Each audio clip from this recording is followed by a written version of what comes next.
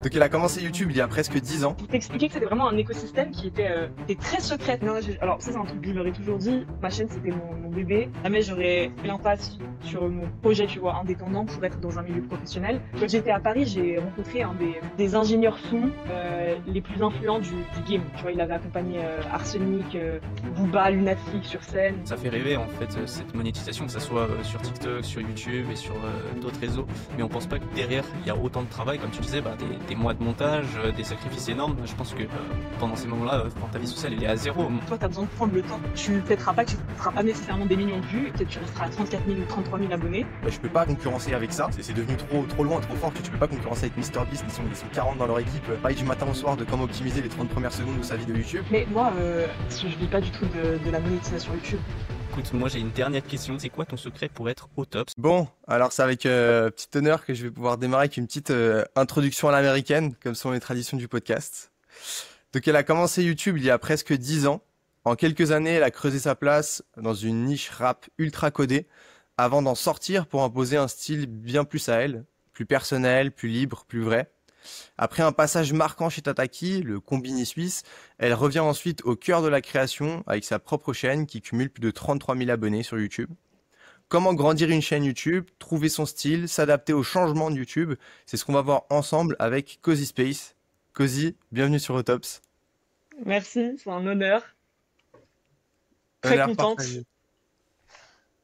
Merci Mathis pour l'intro, comme d'habitude super vif. Et avant de rentrer dans l'épisode, j'aimerais demander à tous ceux qui écoutent le podcast en format audio sur Spotify ou sur votre plateforme préférée de mettre 5 étoiles pour booster les performances du podcast. Et pour ceux qui sont sur YouTube, n'hésitez pas à mettre un petit commentaire, un like pour le prochain épisode. Voilà. Alors Cozy, pour te découvrir un peu rapidement avant d'entrer dans ton histoire, je vais te poser quelques questions, 7 exactement, auxquelles tu vas répondre uniquement par oui ou par non. Est-ce que tu es prête? Vas-y. Alors, première question. Tu préfères travailler seul ou en équipe pour créer du contenu? Seul. Ah oui, du coup, c'était pas une question pour Ah oui ouais. ou pour non. Ouais, non.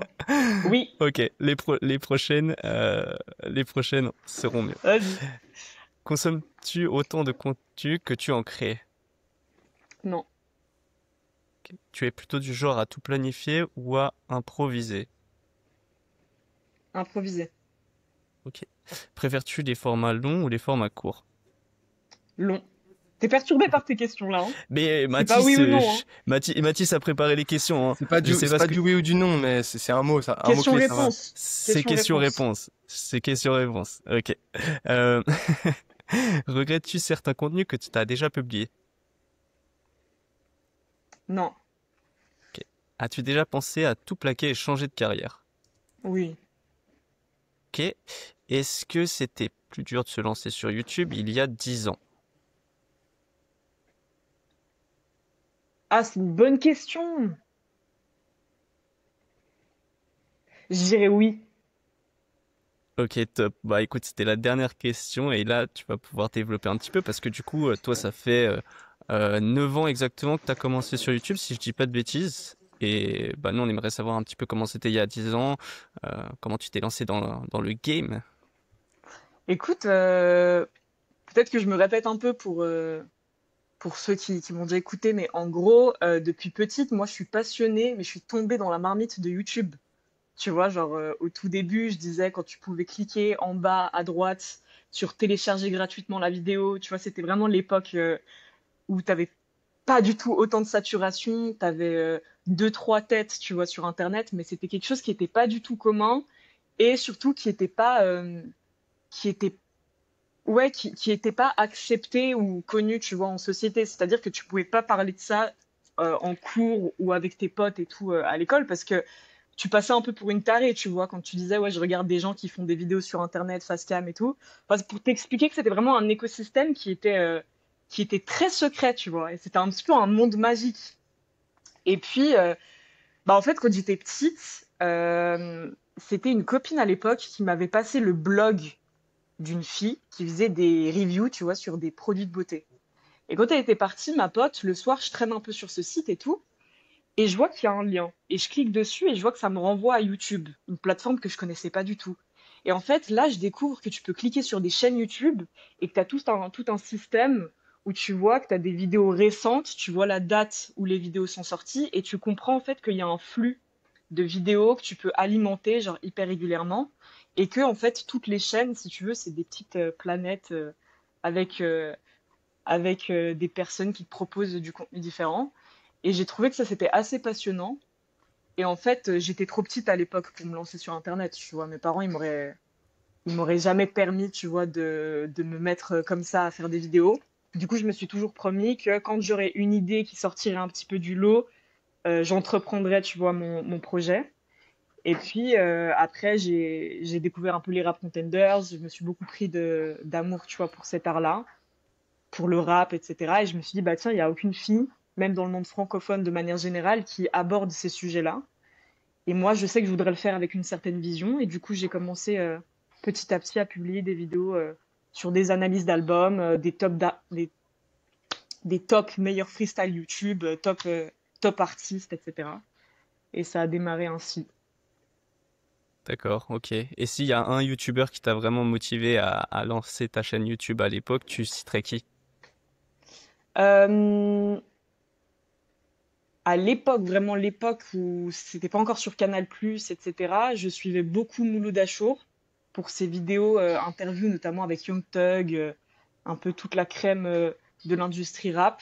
Et je trouve qu'il avait une originalité, c'était de réussir à rentrer en profondeur et en intimité avec des figures qui étaient difficiles d'accès.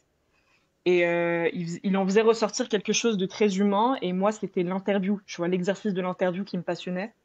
Donc je te dirais que c'était lui à l'époque. Et après, t'as eu des gars aussi comme Amine et Hugo. Je consommais toutes leurs vidéos, tu vois. Je pense que c'était eux un peu, hein, dans mon domaine, tu vois, ce qui m'a inspiré. Ok, ok, top, top. Et le montage vidéo, t'as appris comment? T'as appris un peu sur le tas ou t'avais des cours, t'as suivi une formation? Il y a pas mal Sur d'entrepreneurs YouTube. qu'on a, donc on ouais, sur YouTube. Est-ce qu'il y avait des tutoriels sur YouTube à l'époque pour le montage vidéo déjà? Est-ce que c'était quelque chose de commun ou pas? À l'époque, sûrement qu'il y avait une ou deux vidéos, mais après, c'est un truc qui est assez intuitif. Moi, j'ai commencé avec iMovie. Ah oui, classique. Non, même pas, je mens, avec Windows Live Movie Maker. Waouh, ok, ça doit dater ça. Ah ouais, ouais, Windows Live Movie Maker, ça c'était le premier truc. Parce qu'en fait, avant de me lancer sur YouTube, pendant des années, je faisais des vlogs qui sortaient pas, mais pour moi. Donc comme une gamine, tu vois, genre j'allais à Montreux, j'allais à Lausanne, au cinéma, je sais pas, et je prenais ma petite cam et je filmais mes potes et je faisais un montage de vlog et tout. Comme si j'avais une chaîne YouTube, mais j'ai jamais sorti les contenus. Et ensuite, bah du coup, le logiciel le plus accessible, c'était celui-là. Et ensuite, quand j'ai eu un Mac pour la première fois, je suis passée sur iMovie. Et puis après, c'est un truc qui est très intuitif. Tu apprends à faire des cuts basiques. Après, tu découvres que tu peux faire des transitions un peu fondues, plus professionnelles. Et de fil en aiguille, tu vois, maintenant, je suis sur DaVinci, mais t'as des milliards de tutos.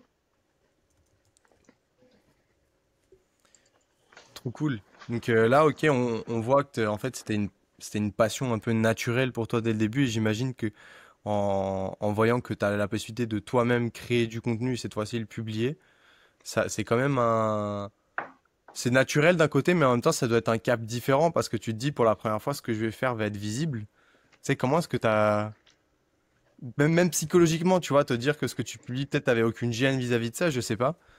Ça dépend peut-être des caractères, mais En fait, à l'époque, je me rappelle, je m'étais dit, j'en parle à personne. Donc, je me suis accordé, si tu veux, bien un an ou peut-être un peu moins d'un an, mais où je publiais en fait régulièrement du contenu. C'était vraiment mon jardin secret, tu vois, j'étais sur Namek. YouTube, c'était ma petite bulle personnelle. Et, euh, et j'avais pas du tout de gêne. Mais c'est ouf, hein, quand je pense avec du recul. Même beaucoup de personnes me disaient, ouais, t'as pas peur d'être jugé, etc. Mais oui, mais non, parce qu'en fait, j'étais en train de faire quelque chose en quoi je croyais profondément. Et je le faisais avec réelle sincérité, tu vois. Et je voyais surtout que j'avais des bons retours. Parce que c'est clair que je pense que si tu débarques et que tu te prends une vague de haine ou d'harcèlement, ou je sais pas, je pense que ça te calme, tu vois, dès le début. Moi, je voyais que c'était bien reçu. Puis c'était marrant parce que après, je me rappelle quand mes potes, ils avaient découvert ma chaîne YouTube. En fait, j'avais laissé un commentaire sous une interview de Maës. Et puis je crois que mon commentaire, il avait fait un peu top com. Et le lendemain, en cours, mon pote, il vient et tout, et il dit, mais toi, tu nous as caché toute une partie de ta vie, parce qu'en fait, il a cliqué sur le profil, et il a vu, tu vois, que j'avais tout ça sur Internet. Et je me rappelle, c'était assez marrant, tu vois, de aussi remarquer comment les gens ont découvert cette chaîne. Et c'est le conseil que je donne aux personnes, c'est de parfois commencer à démarrer tes projets de manière, tu vois, très secrète. Voir aussi comment est-ce que tu vis cette expérience de ton côté, comment tu t'y sens, etc. Et puis ensuite, tu vois, commencer à en parler autour de toi. Je pense que c'est assez sain comme démarche. Ouais, après, j'ai envie de te dire, il y a aussi les deux opposés dans le sens où je vois de plus en plus des choses genre building public et tout. J'ai l'impression que le fait de commencer à se dire, je publie ma vie, tu vois, une fois par mois, bah il y a un peu ce truc où tu as mis ta légitimité en jeu de manière publique et donc ça peut aussi te pousser à continuer. Alors que des fois, des projets que tu fais de manière trop secrète, tu as un peu la facilité de les abandonner parce que justement, personne va te juger, personne va rien te dire si t'arrêtes. Mais, Ouais. euh, Mais mais je après comprends. aussi, tout dépend les publics que tu cherches à viser.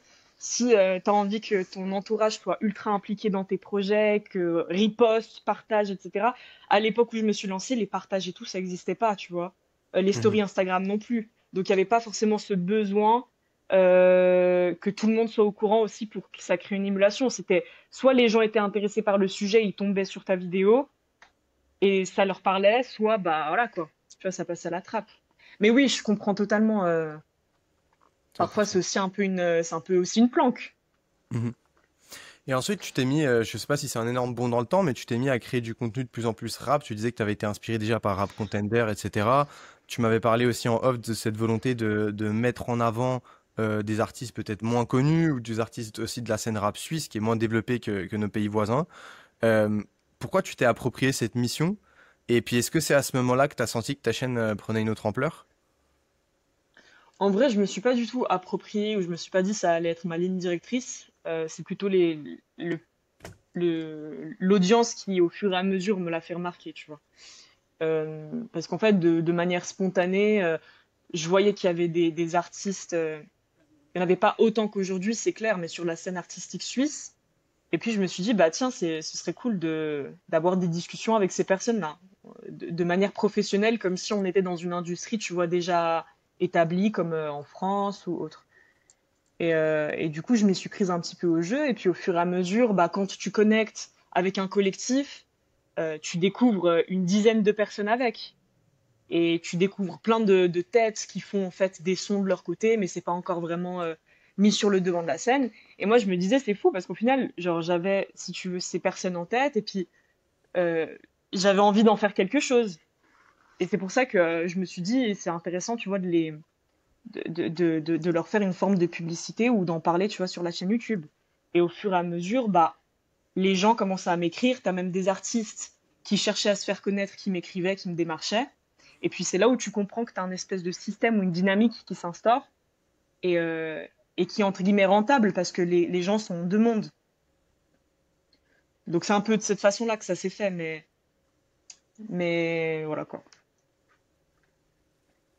C'était Carrément. ça ta question? Ou Non, non, 100%, 100%. Je vois que, en fait, ça a été très naturel que tu as trouvé, tu sais, en tout cas en startup, on parle de product market fit, dans le sens où tu as enfin le produit qui correspond au marché que tu veux viser, et il y a un peu ce fit parfait où du coup, bah, tes stats, elles vont augmenter, etc., tout naturellement, parce que tu as juste le Ouais, bon alignement. Et je vois ça un peu pareil dans le sens où toi, tu fais le contenu qui te plaît, tu as suivi plus une passion, j'imagine, au début. Et puis, en fait, un bout d'un moment, bah, tu fais quelque chose qu'il y a un besoin sur le marché parce qu'il n'y a pas assez de contenu de ce type, parce que tu rajoutes ta patte, etc. Et donc, tu arrives à avoir un produit unique qui fait que les gens, bah, ça leur plaît, quoi. mais c'est surtout en fait, bon déjà, moi je pense, c'est pour ça que je dis businessment parlant, j'ai pas un cerveau qui arrive à évaluer les pour, les contre. Même je le dis autour de moi, genre j'aurais pu me faire beaucoup plus d'argent que ce que je me suis fait, tu vois, durant les années où j'avais le plus de visibilité, parce que mon cerveau ne fonctionne pas de cette façon-là. Je suis plus intuitive, tu vois. Je suis dans le côté créatif, mais j'arrive pas à établir un plan business et m'y tenir ou autre. Et, euh, et je te disais ça parce que, en fait, finalement, tout mon contenu, il s'est fait de manière générale quand je vois des gens dans la vraie vie qui m'inspirent, que j'ai envie de mettre en avant, mais même si je fais pas de vidéo, tu vois, je découvre une nouvelle personne que je trouve charismatique. Vous, admettons, bah, tout de suite, je vais en parler à mes potes et dire, ouais, j'ai fait telle rencontre, ils ont tel business, ils sont axés dans tel projet, et en fait, j'ai envie de vous faire connaître. J'aime beaucoup connecter les gens, en fait. Et tu vois, ça se retranscrit comme ça dans les vidéos. Je découvre des têtes et tout sur le terrain, je vais au studio, je vois des artistes qui font des trucs et tout, je me dis c'est fou. On peut créer en fait un business, tu vois, faire tourner une industrie en Suisse. C'est juste qu'il n'y a pas les infrastructures pour. Et du coup, bah voilà, tu te poses et puis tu fais une vidéo où tu présentes une dizaine d'artistes. Et même au niveau des statistiques, bah ça tourne, enfin tout naturellement, tu vois. Ok. Et c'est à cette période-là, du coup, où tu te fais plus ou moins repérer par Tataki, ou je sais pas, en tout cas, il y a une connexion qui se fait entre Tataki, du coup. C'était plus avant, quand j'avais sorti mes premières interviews. Et en fait, à l'époque, je les avais démarchés à l'époque pour leur proposer de faire du contenu axé industrie musicale. Et j'étais en train de travailler sur une de mes premières interviews. Ils m'avaient demandé de les recontacter une fois que cette interview sortirait, chose que je n'ai jamais faite pour plusieurs raisons. Et, euh, et en fait, quelques années après, où j'ai continué à sortir des interviews, justement, le directeur, le patron là, de Tataki m'a démarché sur Instagram pour me proposer un format. Et il me voyait bien dessus, tu vois. Et du coup, c'était plus au début, on va dire, de la chaîne YouTube. Et toute l'émulation, tu vois, est arrivée aussi par la suite. Enfin, tout est arrivé simultanément, surtout un petit peu avant Covid. Ok. Et ensuite, je suis rentrée chez eux 2020. Je suis restée 2 ans et demi, 3 ans, je crois, chez eux. C'était une superbe expérience. Peut-être qu'on aura l'occasion d'en reparler, mais Bah, peut-être juste rapidement, qu'est-ce que qu'est-ce que t'as appris là-bas, en fait, que t'aurais pas pu apprendre seul? euh, bah déjà, tu vois les coulisses d'un studio professionnel. Euh, Ce que j'ai appris, par exemple, c'était de voir que derrière tous ces formats, tu avais des scripts qui étaient quand même établis, tout était quand même millimétré, malgré le fait que après coup, après montage, tu as l'impression que c'est quelque chose de très naturel, très oral, très truc. En fait, tu remarques que tu as tout un processus et plusieurs étapes, tu vois, pour produire une vidéo. Et je sais qu'à l'époque, moi, genre, j'avais un peu le syndrome de l'imposteur quand j'écrivais des scripts et que je devais tourner des vidéos. Je me disais, mais en fait, je suis un peu en train de mytho parce que c'est un texte que je suis en train de lire ou autre. Et j'ai vu que c'était quelque chose de très commun dans le milieu professionnel. Donc, je sais pas, c'est plein de petits détails que tu remarques comme ça. Aussi dans l'expression, tu vois, mon producteur, quand je m'exprimais face caméra, même quand j'hésitais, tu vois, sur mon oration, d'aller au bout de ma phrase, de mettre un petit peu plus de pause quand je m'exprime. Euh, T'apprends aussi à travailler en équipe. On va pas se mentir, parce que moi, tout le début, tu vois, de mes années sur YouTube, c'était en solo. Je travaillais avec personne. Je faisais mes propres miniatures ou autres. Là, je travaille avec des graphistes. Euh, J'avais mon producteur qui relisait mes scripts après que j'ai fait de la recherche de contenu. Tu voyais aussi puisque c'était quand même une structure très professionnelle, Tataki, c'est des monstres, comment ils analysaient les statistiques une fois que la vidéo était sortie. Tu vois, sur YouTube Studio, enfin plein de détails où pour moi c'était pas du tout intuitif. Intéressant, super intéressant. Et en parallèle de Tataki, est-ce que tu as quand même continué à créer du contenu sur ta propre chaîne ou tu étais 100% focus avec Tataki? Non, alors ça c'est un truc que je leur ai toujours dit. Tu vois, ma chaîne c'était mon bébé. Jamais j'aurais fait l'impasse sur mon projet, tu vois, indépendant pour être dans un milieu professionnel, parce que j'estime que faut tout le temps pouvoir te baquer dans la vie, tu vois, genre quand bien même là t'es dans une jolie structure et tout, je pense que c'est quand même essentiel de tout le temps cultiver ton projet personnel en parallèle quand tu as la possibilité, même si c'était difficile à cette époque parce que j'avais mes études universitaires en même temps, mais il y a juste eu, si tu veux, des reconfigurations par rapport au contenu que je devais sortir. Donc c'était quand même, tu vois, des émissions qui étaient assez similaires. Je parlais de l'industrie rap. Les exemples que je prenais, tu vois, dans mes vidéos, en fait, forcément, j'ai pas des milliards d'exemples y a des milliards de connexions qui se font entre des artistes et des thématiques, donc il fallait que j'arrive à faire la part des choses, de pas me répéter, parce que tu vois, sinon c'est pas non plus rentable pour un média d'avoir une présentatrice qui fait exactement le même contenu, tu vois, sur une deuxième chaîne YouTube qui de plus c'est la même plateforme, tu vois. Vu que l'émission Flashback que je produisais pour eux, c'était sur YouTube. Donc ça, c'était beaucoup de discussions sur quel format je gardais pour ma chaîne YouTube et quel format je dédiais aux médias. Mhm. Ça va faire un peu un lien justement où j'ai l'impression qu'après il y a plus ou moins une transition. Il y avait ça depuis le début, mais un chiffre peut-être plus clair aussi de sortir un petit peu plus de cette niche rap et de faire plus du contenu cosy, tu vois, que ce soit avec suite à ta chaîne où tu fais à manger, tout ça, tu vois, enfin, Mhm. différents types de contenu qui en fait, j'ai l'impression que les gens vont plus consommer le thème cosy dans son ensemble. Et en fait, tu vas plus matcher avec des gens qui matchent avec toi, en fait, et ta personnalité, et qui, du coup, vont avoir des intérêts communs, que ce soit le rap, à manger ou d'autres choses, tu vois, rencontrer des gens intéressants, etc. Plutôt que des gens qui vont purement être intéressés par une analyse du son de Freeze Corleone, quoi. Donc, j'ai l'impression qu'il y a un peu ce shift sur ta chaîne. Comment ça s'est passé? En vrai, si je peux te corriger, enfin te corriger, si je peux nuancer, euh, j'ai pas vraiment eu de shift parce que les vlogs, les cozy vlogs, tu vois, c'est mon format vlog, je les ai démarrés un peu en même temps que mes premières vidéos interview rap. En fait, j'alternais un petit peu ces formats, sauf que les cozy vlogs étaient moins présents, effectivement, que les contenus rap. Et justement, en fait, j'ai remarqué, tu vois, même des barres de rire, mais quand j'étais à Paris, j'ai rencontré un des ingénieurs son les plus influents du game. Tu vois, il avait accompagné Arsenic, Booba, Lunatic sur scène. Il fait les trucs de Nino, de Niska, peu importe. Et en fait, lui, il suivait justement mes contenus. Et tu vois, c'est une sauce, c'est un gars qui a une certaine expérience et tout. Tu te dis, ok, c'est cohérent s'il me suit pour des contenus rap. Mais quand on s'est vu en vrai, au studio, il me regarde comme ça, il me fait, mais alors, tu reprends quand les cozy vlogs? Tu vois, en mode, ce gars-là, il était en train de me théma quand j'étais en train d'être en crise existentielle sur Internet, avec ma petite tasse de thé et tout, tu vois. Donc c'est ça qui était assez fou, c'est que je pense que c'est une ADN euh, qui retransparaissait sur tous les formats que je publiais. Et du coup, genre, assez naturellement, si tu veux, c'était ça l'ADN de ma chaîne. Euh, et par la suite, tu vois, en fait, par contre, ça, c'est compliqué, c'est que quand tu grandis, forcément, bah, t'es un petit peu moins en crise existentielle, même si tu continues à te poser des questions, mais si tu veux, genre, je m'exprime plus autant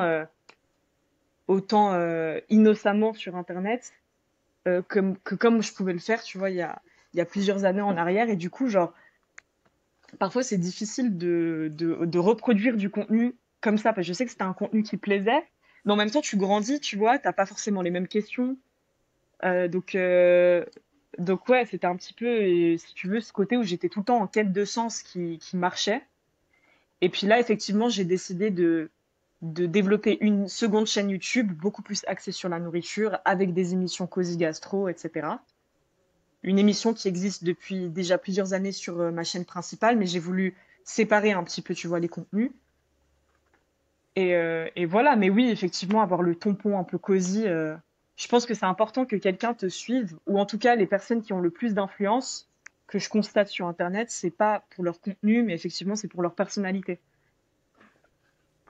Ouais, c'est Mhm. vrai qu'on parle beaucoup de ça en ce moment avec tout ce qui est personal branding et ce genre de choses dans le milieu de l'entrepreneuriat ou dans le milieu du YouTube game.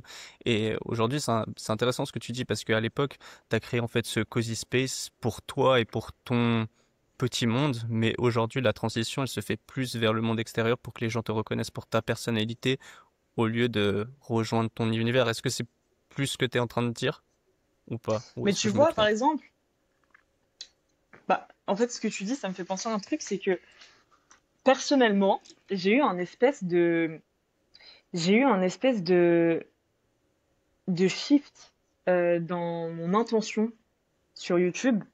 C'est-à-dire qu'au début, j'étais même sur Instagram, tu sais, je faisais parfois des reels face cam où je parlais de manière philosophique sur des réflexions que j'avais eues ou autres. Et même, je faisais ça aussi dans les vlogs sur YouTube. Et puis en fait, au bout d'un moment, j'ai commencé à arrêter de le faire parce que j'ai senti que je devenais une caricature de moi-même. Et en fait, j'ai remarqué que c'est parce que c'est tellement devenu, si tu veux, répandu sur les réseaux sociaux, tu vois, d'être dans ce truc, avoir une personnalité profonde, être authentique, montrer son authenticité, montrer que t'es sincère. Tu vois, être vulnérable, c'est devenu aussi un produit, tu vois, sur Internet. Même si je trouve que c'est plus intéressant que ça, ce soit une mode, que si tu veux le côté superficialité, etc., ce soit qu'on en fasse la promotion. Mais en fait, je pense que j'ai eu ce truc où je me suis sentie devenir être une caricature de moi-même aussi, tu vois. Parce que, bah oui, comme tu le dis, genre le personal branding, c'est important, mais dans tout ça, je trouve que maintenant, on se perd aussi sur la sincérité parfois des contenus qui sont proposés. En tout cas, c'est mon ressenti personnel.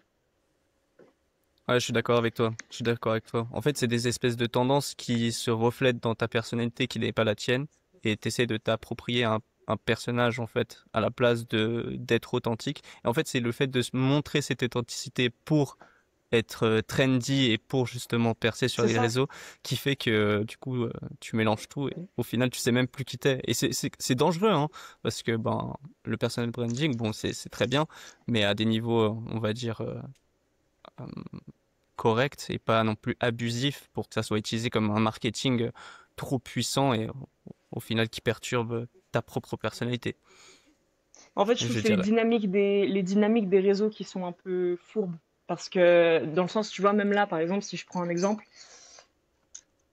euh, tu regardes même, bon, là, je fais un peu une analyse digitale et tout du truc, mais tu vois, là, il y a eu un essor de l'islam sur Internet. Donc, il y a beaucoup de personnes qui, je me permets de dire ça aussi parce que je suis musulmane, mais je vois qu'il y a eu une sorte de démocratisation, parce qu'il y a eu un retour au spirituel, après plusieurs années où on était en descente totale de spiritualité. Il y a eu le Covid qui est arrivé, je pense que ça a aussi permis à beaucoup de personnes, tu vois, de retourner peut-être avoir une certaine quête plus profonde, ce qui fait que tu as des personnes qui ont été réamenées à différentes formes de spiritualité, dont la religion.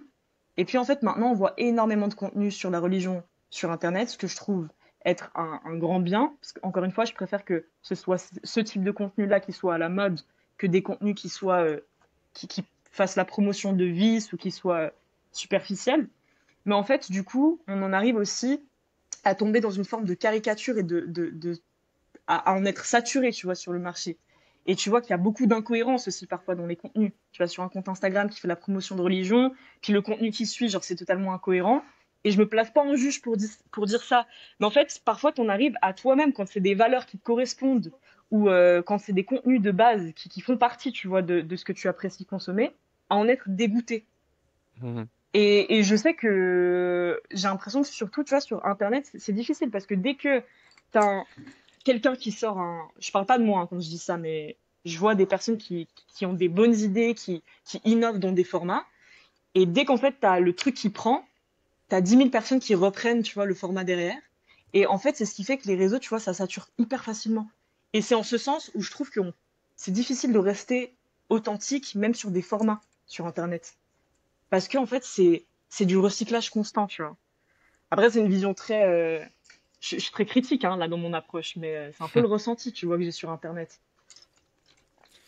Non, mais je vois 100% ce que tu dis. J'ai l'impression qu'il y a aussi ce shift-là où, euh, bah, à un moment donné, enfin, surtout au début, tu vois, YouTube, c'était pas professionnel. Donc, plus tu mettais de moyens et plus tu devenais professionnel, plus tu arrivais à te distinguer, à avoir du contenu de qualité, tu vois, que ce soit, si on prend par exemple interview, avoir des super caméras, plusieurs plans, un super fond, c'est plus scripté, c'est mieux coupé, il y a de la meilleure lumière, enfin, 100 000 choses comme ça.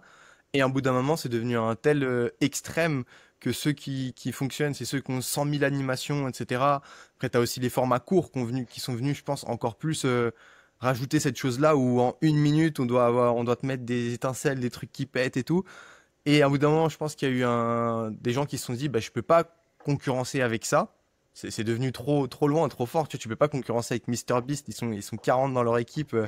Travaillent du matin au soir de comment optimiser les 30 premières secondes de sa vidéo YouTube. Et du coup, ils sont revenus à du contenu authentique ou du contenu plus profond, que ça parle des religions, même d'autres sujets. Et là, bah, c'est devenu, comme tu disais, un peu une caricature. C'est devenu un extrême. Enfin, j'ai l'impression qu'on passe toujours d'un extrême à l'autre. Et puis là, la vague, elle est passée dans l'extrême. Je dois faire exprès limite de me filmer avec mon iPhone parce que si je me filme avec une bonne caméra, ce sera mal vu Ouais, parce que du coup, c'est pas exact. authentique, quoi. T'as capté le truc. Mais après, je pense aussi, ce qui accentue ce sentiment, c'est que, tu sais, quand tu scrolles, t'as des milliards de comptes à la suite. Donc ça te donne cette impression que, en fait, Internet, c'est que ça. Mais si tu sélectionnes bien les personnes que tu suis, pour leur contenu, pour leur personnalité, que tu les sens sincères, voilà, tu vois, c'est aussi la manière dont tu consommes les réseaux sociaux qui te donne ce sentiment-là, ou pas. Mhm. Mais je pense aussi que il faut juste s'adapter à justement le créateur de contenu et puis quel message il veut véhiculer, etc. Je pense qu'il n'y a pas de vrai ou de faux entre faire un contenu plus pro ou faire un contenu plus, on va dire, plus simple. Parce que tu regardes, il y a énormément de contenu qui marche super bien. Moi, je pense que c'est vraiment aussi les formats courts, tu vois, TikTok qui a amené ça dans le sens, c'est des gens qui sont hyper jeunes, qui n'ont pas forcément. Maintenant, t'as CapCut, c'est ça ton logiciel de montage. Donc en Ouais, c'est fait, vrai. on a rendu ça tellement simple que du coup, les gens ils font des choses sans se prendre la tête. Et ils ont du contenu qui marche hyper bien. Du coup, je pense que ce qui est cool, tu sais, on parlait avant, est-ce que c'est peut-être plus difficile avant sur YouTube, etc. Bah, je pense qu'en tout cas, quelque chose qui fait que c'est une des choses qui fait que c'est plus simple maintenant, c'est que c'est hyper simple de créer du contenu en fait, parce qu'on a tous justement notre iPhone qui a la qualité d'une caméra il y a 10 ans et CapCut. Donc ça, je pense, c'est des côtés qui sont positifs, mais on peut aussi tomber dans ce piège-là qu'on disait avant, quoi. Simplement. Ah, puis je pense que c'était beaucoup plus compliqué à l'époque de faire. Mais même, je dis avant que moi je vienne sur YouTube, hein. Mais c'était beaucoup plus compliqué parce que quand tu quand tu faisais le choix et que tu passais le cap de t'exposer sur Internet, t'étais vraiment. Si on découvrait que t'étais sur Internet, tu vois, en marginal, mais c'était violent, hein, tu vois, quand t'écoutais les témoignages des gens à l'époque. Ouais, il y a une barrière à l'entrée, quoi. Si, Ah si, ouais, puis les gens, ils comprenaient pas, tu vois, qu'est-ce que tu faisais à te filmer et t'exposer sur Internet. Faut se remettre dans le contexte. Je pense que les gens qui sont nés avec les réseaux sociaux ou avec leur téléphone portable et tout, genre, ils se rendent pas compte d'à quel point, genre, ça sortait des normes et mais même, tu vois, dans ta logique, dans ton cerveau, ça connectait pas. Que quelqu'un se pose face à une caméra et publie ça sur Internet. Tu vois, c'était pas la télévision. Et t'en as qui subissaient un harcèlement de malade mental, tu vois, en cours. Mhm. Maintenant, tu vois, c'est limite anormal de pas t'exposer sur Internet. C'est beaucoup plus rare de trouver quelqu'un qui a pas un compte Insta ou qui a jamais filmé une story, tu vois. Ouais, je suis d'accord. Je suis vraiment d'accord. Euh, je pense que ce serait intéressant de parler un petit peu plus maintenant de comment est-ce que tu as réussi à faire grandir ta chaîne. Est-ce que ça s'est passé? Est-ce que tu as des choses qui étaient plus calculées, tu vois? Ou est-ce que justement, comme tu me disais, tu faisais juste ton contenu, ça a matché avec une audience, ça l'a grossi et puis tu l'as entretenu parce que tu as continué à créer du contenu, tu vois? On va dire l'aspect peut-être qui était calculé, c'était les sorties d'albums. Donc, je restais connectée à une certaine actualité, tu vois, pour pouvoir sortir des analyses ou des premières écoutes qui étaient, euh, qui étaient dans le temps. Parce que forcément, ça amène beaucoup plus de personnes sur ta chaîne. Vu que algorithmiquement parlant, bah, quand une personne, tu vois, va streamer le nouvel album de Maes, il va tomber également sur ta vidéo et puis même il va faire ses recherches et tout. Donc ça, c'était l'aspect qui était calculé. Et puis après, je faisais aussi beaucoup en fonction de ce que les abonnés, tu vois, me demandaient. Après, je faisais une grosse sélection, mais genre, on m'écrivait beaucoup, tu vois, pour que j'analyse tel ou tel album et tout. Puis j'essayais quand même d'avoir une oreille attentive pour que ce soit un peu dans les deux sens, tu vois, qu'ils se sentent écoutés et tout, et puis que ce soit un peu communautaire, tu vois, comme délire. Je pense que c'est vraiment le fait aussi de beaucoup parler avec les gens, d'être très accessible, tu vois, en DM Instagram, aussi en commentaire YouTube.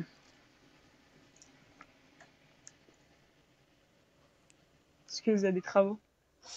Qui fait que bah ça peut aussi être perçu comme une stratégie, même si à l'époque ça en était pas une, tu vois, mais qui crée un engagement aussi, tu vois, avec les gens. Et voilà, hein, c'est tout. J'ai pas plus de. Ok. Et pour rester un petit peu dans cet univers YouTube, statistiques, etc., est-ce que après ton passage à Tataki, du coup, qui était plus orienté business, comme tu l'as expliqué tout à l'heure, est-ce que ça a aussi un peu shifté ta mentalité sur tes vidéos, sur l'accroche, sur écouter la communauté pour avoir justement un peu plus de visibilité sur bah, tes vidéos et ton contenu, mais beaucoup plus de manière réfléchie, contrairement à avant où tu étais plus je fais mes trucs et si les gens aiment, ils viennent, ils s'assoient et puis ils regardent ma vidéo. Est-ce que tu as eu un shift un petit peu comme ça au niveau des statistiques aussi? Tu as commencé à regarder, à analyser, peut-être à monétiser ta chaîne ou faire des partenariats et des choses comme ça? En vrai, je monétisais déjà depuis avant. Et le lien, tu vois, que j'avais un peu naturellement d'être à l'écoute, d'écrire et tout, enfin, c'était même pas une stratégie, mais c'était quelque chose qui était déjà intégré, tu vois, dans ma manière de faire. Donc, à ce niveau-là, je te dirais pas que, bah, peut-être après, ça m'a appris des trucs tout basiques, mais je sais même pas si je l'ai vraiment intégré dans mes vidéos, mais tu vois, faire des pauses en plein milieu de vidéo et d'essayer de faire on appelle ça des call to action. Tu Mhm. vois, genre, bon, vous connaissez ça, vous êtes dans le biz, mais genre d'inciter le spectateur à s'abonner, à liker, à partager. Donc peut-être ça, je l'ai un petit peu plus intégré à partir de là. Euh, mais sinon, non, ça m'a pas plus. Je t'ai dit, c'est plus en termes de structure. Ça m'a un peu décomplexé sur le fait d'avoir des scripts. D'accord. C'est surtout ça que ça Ok. m'a appris, tu vois. Ok. Super, bah merci pour toutes ces réponses. Est-ce que Nathan, tu voulais placer encore une question avant qu'on passe à peut-être une partie un peu plus technique de YouTube? Non, non, c'est tout bon. J'avais pas d'autres questions. Tu peux passer. Au top. Alors, écoute, Cozy, moi, je voulais qu'on discute un petit peu plus de concrètement comment ça se passe en fait ton processus de création derrière YouTube. Tu vois, comment est-ce que tu t'inspires? Là, je parle pas forcément du passé, mais plus là maintenant dans quelle démarche tu es, tu vois, à quel point tu scriptes. Enfin, un épisode de A à Z, ça se passe comment, tu Bah alors, ça dépend des contenus. Mais par exemple, si je te prends une analyse, admettons la dernière vidéo analyse de l'album de Fritz Corleone. Ce que je fais, c'est que je fais une première écoute. J'ai toujours une même structure, donc ça va être en premier choix parler de tous les aspects techniques, combien de tracks il y a sur l'album, quels ont été les producteurs, combien de feats il y a, etc. Un truc très, on va dire, très pragmatique. Ensuite, je vais beaucoup plus passer à l'analyse, on va dire, musicale et puis ensuite le décryptage des lyrics. Et là, je vais faire beaucoup de recherches de contenu pour ouvrir, je sais pas, des dossiers politiques, des dossiers sociologiques, peu importe, tu vois, pour pouvoir alimenter. En fait, ça va être vraiment le cœur, l'essence de la vidéo. Et puis ensuite, ça va être une sorte de conclusion où souvent je fais intervenir le public. Je fais un sondage pour pouvoir rebondir, tu vois, sur l'opinion publique et essayer de faire un parallèle après avec le reste de la vidéo. Donc là, ça va être vraiment, on va dire, la partie écriture script qui me prend beaucoup de temps parce que moi, je suis très très lente, tu vois, dans mon écriture. Je te dirais que ça, souvent, ça peut me prendre jusqu'à un mois, tu vois, selon l'intensité de l'album. Et puis ensuite, tu as la partie tournage qui va souvent te prendre en tout cas une demi-journée en comprenant évidemment l'installation du matériel pour le tournage, donc il faut compter en tout cas 1 heure. Et puis ensuite, toute la partie dérochage, montage vidéo. Et ça, tu peux partir sur du 3 semaines, tu vois, de montage. Et en fait, ça s'arrête pas à ça. Tu as ensuite tout ce qui va être la publication sur Internet, la promotion, tu vois, remplir la description YouTube, les hashtags, la mise en playlist, la création de la miniature, contacter ton graphiste ou autre. Donc c'est vrai que c'est un processus qui est assez étendu, tu vois, sur le long terme. Mais je te dirais, ouais, la création d'une analyse vidéo, d'une analyse d'album, c'est environ un mois. 3 semaines à un mois. Ok. Et après, tu as des formats qui sont beaucoup plus rapides, genre mes formats émission gastro, culinaire. Là, ça va être du sur le vif. Je prends ma caméra, on va en cuisine avec des potes. En cuisine, fin de journée, tu vois, le tournage, il est fini. Et puis ensuite, montage sur 1 semaine. Ok. Et tu as déjà pensé à déléguer certaines choses? Comme tu disais, tu as déjà délégué pour le graphiste la miniature, mais est-ce que tu prendrais pas, par exemple, un monteur indépendant pour accélérer le processus? Est-ce que c'est quelque chose que tu as déjà envisagé ou c'est pas trop d'actualité? Je l'ai fait, j'ai testé sur 1 ou 2 vidéos. Euh, mais en fait, je remarque que je passais, ça m'avait quand même pas mal aidé, mais en fait, je repassais trop dessus. Tu vois, je disais là, il faudrait enlever telle seconde, la truc. Et au final, tu vois, quand même, le montage vidéo, ça reste une ADN. Tout dépend le Mhm. format. Si par exemple, c'est prendre un monteur vidéo pour des interviews, et encore, tu vois, mais pour ouais, podcast ou par exemple le type de format qu'on est en train de faire actuellement, c'est un montage qui, on va dire, est assez aseptisé, tu vois. C'est très simple. Il n'y a pas ta personnalité ou ta vision qui doit vraiment rentrer en jeu. Mais à partir du moment où c'est des analyses d'albums et que tu dois mettre des inserts hyper précises, d'interviews, de conférences et tout, c'est impossible de prendre un gars parce qu'en fait, même les inspirations, elles me viennent, tu vois, sur l'instant, pendant que tu montes. Ouais, c'est En ça fait, que ça j'allais te dire. prendrait. Oh, pardon. Vas-y, Nathan. Non, j'allais dire, ça te prendrait en fait plus de temps d'expliquer tout au monteur, Exact. toute ta DA, toutes tes idées, en fait, toute la vidéo dans ta tête, qui est déjà en fait dans ta tête, plutôt que de la monter toi-même. Exactement. Oui, puis même au-delà de ça, ce que j'avais en tête là maintenant, c'est que j'ai le sentiment que tu sais, l'objectif de déléguer, c'est de donc s'enlever des parties du travail qui sont à moins forte valeur ajoutée, on va dire, pour pouvoir augmenter sa productivité. Donc là, par exemple, tu disais une vidéo, ça t'a pris un mois, bah si tu arrives à déléguer des parties, peut-être que tu arriveras à en faire deux ou trois. Mais là, je suis en train de me dire, en fait, peut-être même pas, parce que c'est aussi le style Cozy, c'est de prendre du temps peut-être à digérer tout ce contenu et à le faire, etc. Et qu'en fait, tu n'arriverais pas, enfin, je doute pas de tes capacités, mais dans le sens, c'est pas ton style d'arriver à en faire trois dans le même mois parce que ça n'aurait pas la même profondeur et ça n'aurait pas, je sais pas comment dire, pris en autant de maturité, quoi. En fait, j'ai testé il y a peut-être quelques mois de me mettre en challenge où sur, je crois, 1 ou 2 mois, j'ai filmé plein de contenus et je sortais, je crois, 1 vidéo par semaine, 1 à 2 vidéos par semaine. Et là, en fait, je m'étais laissé l'espace pour essayer de faire des contenus beaucoup plus divertissants, tu vois. Beaucoup plus, on va dire, ouais, YouTube divertissement, comme on a l'habitude de le voir et tout.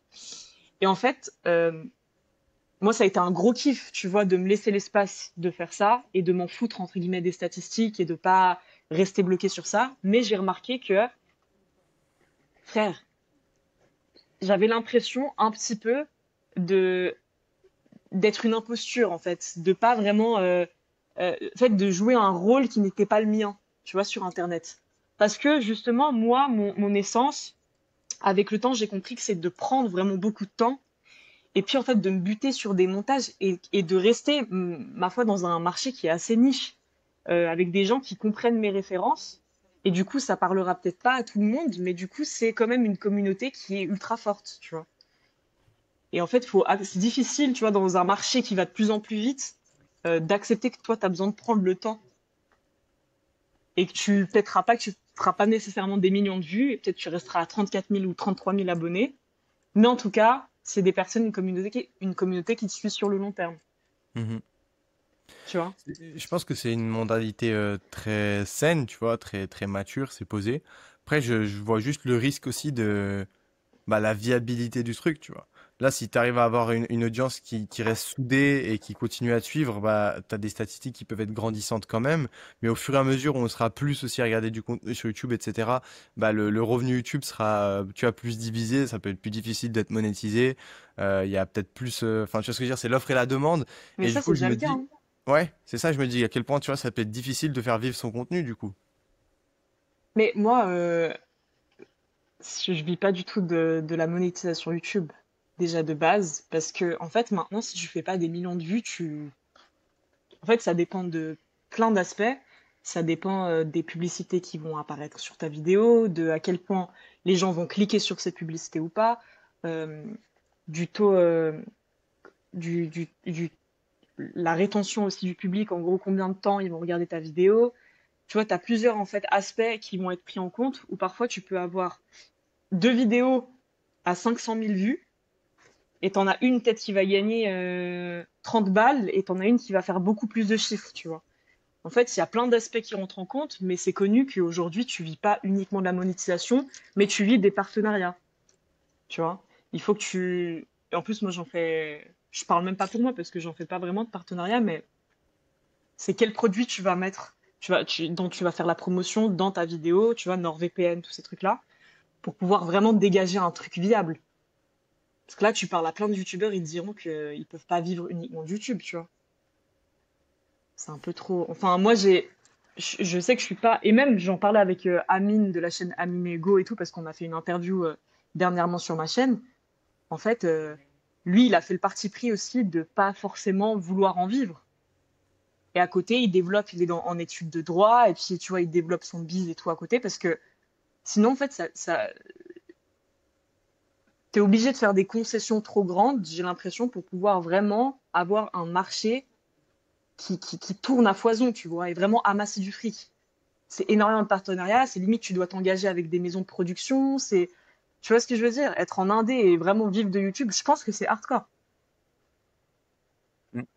Moi, par exemple, vraiment, les moments où ça a été les plus rentables, entre guillemets, c'est quand j'ai travaillé avec la RTS chez Tataki et que j'avais un contrat qui était classique, tu vois. Ok. C'est intéressant parce que ça fait rêver en fait cette monétisation, que ça soit sur TikTok, sur YouTube et sur d'autres réseaux.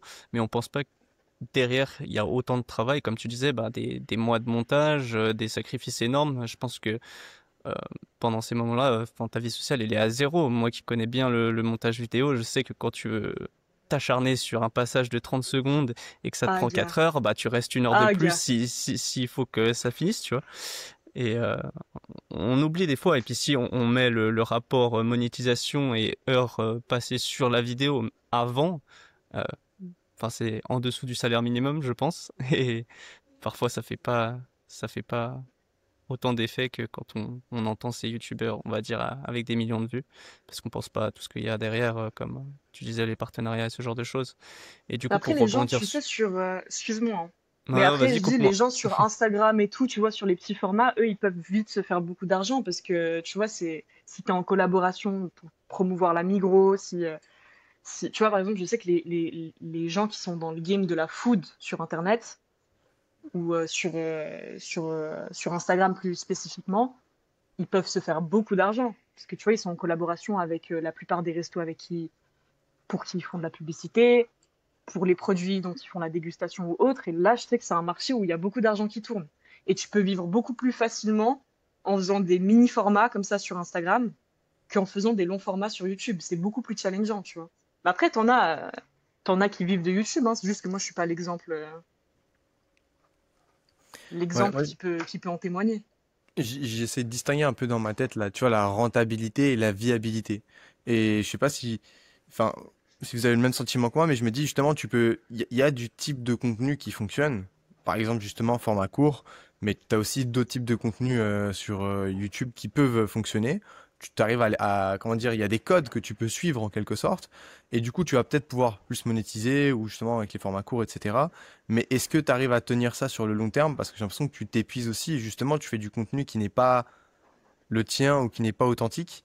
Et ça peut être peut-être plus viable à long terme de se dire justement, peut-être, tu parlais avant d'Amine et Hugo, tu vois, qui se sont dit peut-être qu'ils allaient ne pas dépendre que de cela financièrement pour que tu arrives à le tenir à plus long terme en fait et faire du contenu qui te plaît à ton rythme.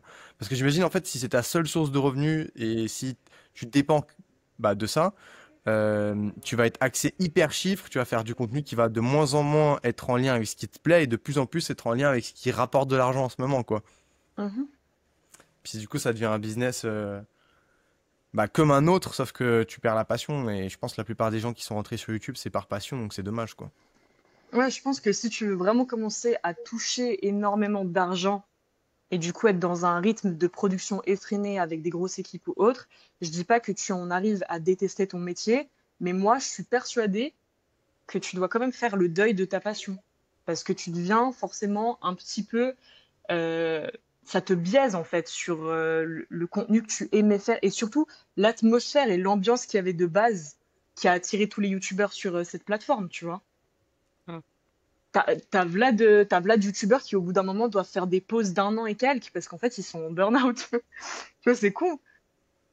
Mais parfois, je me dis, c'est beaucoup plus sain, et même j'en ai discuté avec les premiers concernés, c'est beaucoup plus sain parfois d'être salarié, de faire tes heures, de rentrer, d'avoir ton week-end et te dire, voilà, t'as l'esprit tranquille, que tu vois, de tout le temps être en train d'essayer de faire les formats qui vont essayer de marcher, qui vont truc, regarder, tu vois, tout le temps être YouTube Studio en train d'analyser le taux d'assiduité des gens, truc, truc, truc. En tout cas, moi, ça me prend la tête. Il y a des gens qui sont passionnés par ça. Moi, je sais que c'est pas dans mon game. Ok. Ouais, j'allais faire le parallèle tout à l'heure. En fait, tu as un peu complété et anticipé ma question sur du coup la création de ta deuxième chaîne qui est concentrée sur la food. Est-ce que ça, du coup, t'y as pensé ou parce que c'est un business en soi, comme tu disais, qui rapporte plus avec des potentiels partenariats qui sont plus importants et plus rapides et que tu voudrais transformer en format court ou rien à voir et c'est juste parce que ça te fait kiffer et tu t'es dit, bah voilà, c'est juste quelque chose à part qui n'est pas dans mon environnement de base et du coup, je le sépare. En fait, vu que j'intègre beaucoup la nourriture depuis le début, tu vois, sur la chaîne, vu que c'est vraiment ma passion principale, je, je vis vraiment littéralement pour manger, pour te dire l'intensité du truc. J'ai un amour sincère, tu vois, pour la nourriture. Je trouve que c'est une des plus belles choses au monde.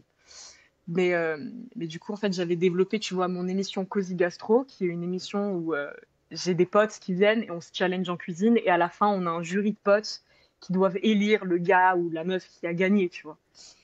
Et en fait, je publiais ça, je mélangeais ça à tous mes formats, en fait, sur ma chaîne principale Cozy Space. Et puis, vu que sur ma chaîne principale, moi, je fais des formats où, tu vois, parfois, ça parle un petit peu de complot, ça parle de politique, ça parle de Palestine, tu vois, ça parle de plein de trucs qui, parfois, est assez dérangeant pour certaines personnes. Ça a été mon move business. Je me suis dit, essaie de séparer les deux, tu vois. Essaie de laisser l'espace aux gens qui veulent pas forcément être associés à tout le reste, de juste venir pour consommer, tu vois, du truc food, enfin du truc culinaire, voilà. Parce qu'on est Ok. en Suisse, on va parler français. Mais du coup, je me suis dit, voilà, essaie de séparer, même peut-être si tu veux faire des collaborations avec des marques, ce sera peut-être un petit peu plus facilité, parce que s'ils tombent sur ta chaîne et qu'ils voient controverse, complot, truc, c'est pas très stratégique, tu vois, pour signer des contrats. Et donc, c'est aussi dans cette mentalité-là où je me suis dit, vas-y, on va essayer aussi de développer un espace où je peux me dédier à 100% uniquement à la nourriture et c'est une autre petite planète que je crée à côté, tu vois. Donc, il Ok. y a eu quand même une visée, je vais pas te mentir, il y a eu une visée quand même un peu stratégique derrière tout ça. Ok, intéressant. Et du coup, pour toi, cette chaîne-là, est-ce que tu la vois sur un avenir plutôt long terme? C'est quoi la suite, on va dire, de cette chaîne? C'est de surtout développer l'émission Cause Gastro. Donc, j'ai déjà Ok. sorti plusieurs épisodes. Et puis là, il y en a aussi qui sont en stock depuis 2024, dis-toi. Donc, ça date. Mais en fait, j'ai envie de pouvoir. Et en fait, dans toutes les émissions, je reçois des amis ou des personnes que j'ai dans mon entourage que je trouve ultra charismatiques et que j'ai envie de faire découvrir au reste du monde. Donc, vous allez sûrement aussi passer dans cette émission culinaire, je vous préviens d'avance. Avec Avec plaisir. Et, plaisir. et en fait, tu vois, on crée du lien avec plein de gens autour de la nourriture et j'ai envie que cette émission, elle se professionnalise sur le long terme et pourquoi pas démarcher, tu vois, des marques qui sponsorisent les épisodes ou autres. Et, voilà, donc là, elle est un petit peu en pause pour l'instant, mais ça reste bien profond dans le coin de ma tête. Ok, Donc sympa. si on doit conclure aujourd'hui ta position dans le YouTube Game, donc tu as cette chaîne. euh, le terme qui vient dans ma tête, c'est chaîne secondaire, mais je sais même pas si c'est Ouais, secondaire, ouais, c'est juste que tu as séparé des thèmes, mais c'est ouais. tout aussi important à tes yeux. Donc tu as ton émission Cozy Gastro, et sur ta chaîne Cozy Space, donc là, c'est quoi les formats? Tu vois, si tu dois, c'est quoi tes trois grands formats en fait? Donc là, tu as le Cozy Gastro qui est sur ton autre chaîne, et sur la chaîne principale. Chaîne principale, donc il y a les analyses, que ce soit des analyses d'albums, que ce soit des analyses peut-être de films à l'avenir ou je sais pas, tu vois, mais en gros format analyse décryptage, Ça, tu gardes. ça je garde, mais je me laisse la liberté en fait de le faire, même si ça n'arrive qu'une fois par année, une fois Hmm. par année. Mais ça reste quand même, on va dire, le format fort de cette chaîne. Ouais. Ensuite, il y a les Cozycasts, c'est les podcasts vidéo sur des analyses sociétales, personnelles, intimistes, tout ce que tu veux, qu'on retrouve aussi sur les plateformes de stream parce que j'ai un podcast qui s'appelle Cozycast. Et puis en fait, là, je développe un nouveau projet. C'est une nouvelle émission qui est un espèce de show en partenariat avec la marque de vêtements Le Lézard, où je reçois à chaque fois des invités pour rentrer, tu vois, dans les plus profonds recoins de leurs réflexions par rapport à leur projet, leur parcours personnel. Le titre de l'émission, c'est La Chambre Noire. Là, il y a le premier épisode qui est en montage, qui va bientôt sortir, si Dieu veut. Et j'aimerais que ce soit un nouveau format fort, tu vois, de la chaîne. Parce que j'ai envie de redévelopper, tu vois, du lien avec des gens, de recevoir des personnes, de réseauter, et aussi tout le temps dans cet esprit de faire découvrir des personnes qui potentiellement sont pas connues auprès du marché francophone, mais qui ont trop de potentiel, tu vois, ou qui sont en train, tu vois, de monter en puissance et qui veulent avoir une plateforme pour s'exprimer. Trop cool. Bah écoute, on Trop cool. a super hâte de voir ce format. Écoute, je pense qu'on a fait un bon tour. On arrive au terme de l'épisode. Est-ce que toi, tu as encore une chose que tu souhaiterais dire à notre audience? Bah, prenez soin de vous, voilà. Prenez soin de vos proches, parce qu'au final, c'est important d'avoir des projets, mais quand tu es sur ton lit de mort, je pense que ce que tu regrettes vraiment, c'est de pas avoir passé peut-être du temps avec les personnes que tu aimes, que ce soit des amis, la famille ou autre. Donc ça, je te dirais de le mettre en priorité numéro une. Et en second plan, eh bien, n'aie pas peur d'essayer de développer des projets qui te nourrissent réellement et dont tu ressens une sincère authenticité et qui t'animent et qui sont sains et et qui permettent d'apporter un peu de la nouveauté, surtout penser outside the box, comme diraient les Américains. Voilà. Top, super. Bah écoute, moi j'ai Merci une les gars. dernière question, mais de rien, j'ai une dernière question avant de conclure cet épisode. Donc, c'est quoi ton secret pour être au tops? Donc, le nom de notre podcast, ça peut être des routines, un objet, un lieu ou plein d'autres choses qui te permettent d'être la meilleure version de toi-même. Si tu peux nous conclure ça. La prière, hein. 5 fois par jour au maximum, même s'il y a des moments où on est moins efficient, etc. 5 fois, en fait, t'arrêter 5 fois par jour, coucher du soleil, lever du soleil, mi-journée, etc. Et puis être dans une forme de prosternation, en fait, où tu incarnes, t'es obligé d'incarner l'humilité, tu vois, et puis tu t'en remets à plus grand que toi, et ben ça te permet de te recentrer au maximum et de comprendre aussi que les soucis du quotidien, les trucs, très souvent c'est superficiel et, euh, et qu'on est quand même très faible, et puis au final ça t'apporte un réel apaisement, tu vois. Super intéressant. Donc se Super recentrer. intéressant. Trop bien. Ok. Bah, merci beaucoup. Merci d'avoir écouté jusqu'ici. Si l'épisode vous a plu, pensez à vous abonner, laisser 5 étoiles sur ta plateforme, que ce soit Apple Podcast ou Spotify, et à partager autour de toi. Ça nous aide à avoir des invités inédits, d'avoir des business de plus en plus exceptionnels. Aussi, on va mettre en description la chaîne YouTube, l'Instagram de Cozy. On mettra aussi tout ce qu'il y a à Cozycast, le podcast de Cozy. Et puis bah voilà, merci encore pour ta présence sur la chaîne. Et puis à très vite pour un prochain épisode. Bravo les gars, hein, pour cette émission aussi, pour ce beau Merci Merci projet. beaucoup. beaucoup. Ça fait Donnez-leur plaisir. de la force. Allez, bye, ciao. Bye bye.